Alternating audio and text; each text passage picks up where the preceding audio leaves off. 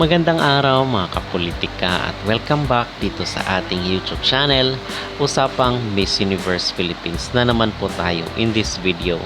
At ating pag-uusapan itong si Atisa Manalo na kung saan ay usap-usapan lang recently na napakalaki na daw ang ipinagbago ng isa sa mga kandidata ng Miss Universe Philippines para sa taong 2025. Pero bago ang lahat ay huwag kalimutang mag-like at mag-subscribe na rin kayo para updated kayo sa ating mga latest issue. At usap-usapan nga dito sa mundo ng social media itong si Atisa Manalo dahil sa kanyang Glow Up Challenge na kung saan para sa atin ay siya ang bukod tanging nangibabaw sa portion na ito.